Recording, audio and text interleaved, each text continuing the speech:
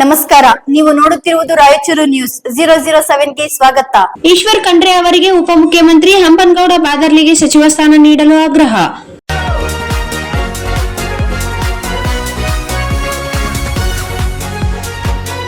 ಅಖಿಲ ಭಾರತ ವೀರಶೈವ ಲಿಂಗಾಯತ ಮಹಾಸಭೆಯ ಜಿಲ್ಲಾ ಘಟಕವು ರಾಜ್ಯದ ನೂತನ ಸಚಿವ ಸಂಪುಟ ರಚನೆ ಸಂದರ್ಭದಲ್ಲಿ ಹಿರಿಯ ಕಾಂಗ್ರೆಸ್ ನಾಯಕ ಈಶ್ವರ್ ಬಿ ಖಂಡ್ರೆ ಅವರಿಗೆ ಉಪಮುಖ್ಯಮಂತ್ರಿ ಸ್ಥಾನ ಹಾಗೂ ಹಂಪನಗೌಡ ಬಾದರ್ಲಿ ಅವರಿಗೆ ಸಚಿವ ಸ್ಥಾನ ನೀಡುವಂತೆ ಒತ್ತಾಯಿಸಿದೆ.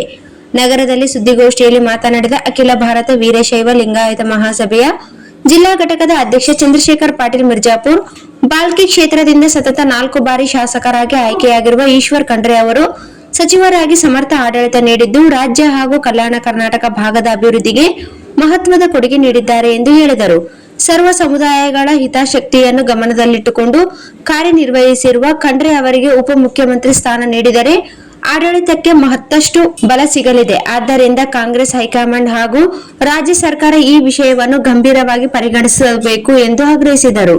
ಅದೇ ರೀತಿ ಸಿಂಧನೂರು ಕ್ಷೇತ್ರದಿಂದ 5 ಬಾರಿ ಶಾಸಕರಾಗಿ ಆಯ್ಕೆಯಾಗಿರುವ ಹಂಪನಗೌಡ ಬಾದರ್ಲಿ ಅವರಿಗೆ ಸಚಿವ ಸಂಪುಟದಲ್ಲಿ ಸೂಕ್ತ ಸ್ಥಾನಮಾನ ನೀಡಬೇಕು ಎಂದು ಒತ್ತಾಯಿಸಿದರು. ವೀರಶೈವ ಲಿಂಗಾಯತ ಸಮುದಾಯವು ರಾಜ್ಯದ ಪ್ರಮುಖ ಸಮುದಾಯಗಳಲ್ಲಿ ಒಂದಾಗಿದ್ದು, ನೂತನ ಸಚಿವ ಸಂಪುಟದಲ್ಲಿ ಸಮುದಾಯಕ್ಕೆ ನ್ಯಾಯಯುತ ಪ್ರಾತಿನಿಧ್ಯ ದೊರೆಯಬೇಕು. ಹಿಂದಿನ ಸರ್ಕಾರದಲ್ಲಿ ಸಮುದಾಯದ 8 ಮಂದಿ ಸಚಿವರಾಗಿದ್ದು, ಈ ಬಾರಿ ಕನಿಷ್ಠ 10 ರಿಂದ 11 ಜನ ವೀರಶೈವ ಲಿಂಗಾಯತ ಶಾಸಕರಾಗಿ ಸಚಿವ ಸ್ಥಾನ ನೀಡಬೇಕು ಎಂದು ಅವರು ಅಭಿಪ್ರಾಯಪಟ್ಟರು. ರಾಜ್ಯದ ಅಭಿವೃದ್ಧಿ ಮತ್ತು ಸಮಾಜದ ಹಿತಾಸಕ್ತಿಗಳನ್ನು ಗಮನದಲ್ಲಿಟ್ಟುಕೊಂಡು ಸರ್ಕಾರ ಈ ಬೇಡಿಕೆಗಳನ್ನು ಈಡೇರಿಸಲಿದೆ ಎಂಬ ವಿಶ್ವಾಸವಿದೆ ಎಂದು ಚಂದ್ರಶೇಖರ್ ಪಾಟೀಲ್ ಮಿರ್ಜಾಪುರ್ ಹೇಳಿದರು. ಸುದ್ದಿಗೋಷ್ಠಿಯಲ್ಲಿ ಪ್ರತಿಭಾ ಗೋನಾಳ್, ಸೋಮನಾಥ್ ರೆಡ್ಡಿ, ಭೀಮಾರೆಡ್ಡಿ ಹಾಗೂ ಪರಮೇಶ್ವರ್ ಸಾಲಿಮಠ್ ಉಪಸ್ಥಿತರಿದ್ದರು. ಈಗ ನಾವು ಲಿಂಗಾಯತ ವೀರಶೈವ ಸಮಾಜ ರಾಜ್ಯದಲ್ಲಿ ಪ್ರಬಲವಾದ ಸಮುದಾಯ ಇರ್ತಕ್ಕಂಥದ್ದು ತಮ್ಮೆಲ್ಲರಿಗೂ ಕೂಡ ಗೊತ್ತಿರತಕ್ಕಂಥ ವಿಷಯ. ಸುಮಾರು 1.5 ಕೋಟಿಗೂ ಅಧಿಕ ಇರ್ತಕ್ಕಂಥ ನಮ್ಮ ಸಮುದಾಯಕ್ಕೆ ಪ್ರತಿ ಸಲ ಕೂಡ ಸ್ವಲ್ಪ ಏನು ಅನ್ಯಾಯ ಆಗ್ತಾ ಬಂದಿದೆ ಅಂತಕ್ಕಂಥ ಮಾತನ್ನು ವಿಷಾದದಿಂದ ಹೇಳಬೇಕಾಗ್ತದೆ. ಈಗ ಸಂಪುಟದಲ್ಲಿ ಹೆಚ್ಚಿನ ಒಂದು ಸ್ಥಾನಗಳನ್ನು ಕೊಡಬೇಕು ಅಂತಕ್ಕಂಥದ್ದು ಈಗ ಕೊಟ್ಟಿದ್ದಾರೆ. ಒಂದು 10 ಕೊಡಲಿ ಅಂತ ನಮ್ದು ಇದಿದೆ.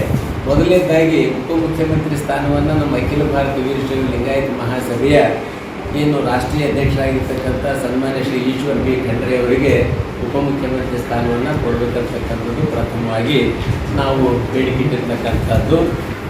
ಜೊತೆಗೆ ಅವರು 4 ಬಾರಿ ಸತತವಾಗಿ ಶಾಸಕರಾಗಿ ಕಲ್ಯಾಣ ಕರ್ನಾಟಕ ಭಾಗದಿಂದ ಬಾಲ್ಕಿ ಮತಕ್ಷೇತ್ರದಿಂದ ಆಯ್ಕೆಯಾಗಿ ಬಂದಿದ್ದಾರೆ. ಅವರಿಗೆ ವಹಿಸಿದಂಥ ಎಲ್ಲ ಕೆಲಸ ಕಾರ್ಯಗಳನ್ನು ಶ್ರದ್ಧೆಯಿಂದ, ನಿಷ್ಠೆಯಿಂದ, ಪ್ರಾಮಾಣಿಕವಾಗಿ ಕೆಲಸ ಕಾರ್ಯಗಳನ್ನು ನಿರ್ವಹಿಸಿಕೊಂಡು ಬಂದಿದ್ದಾರೆ.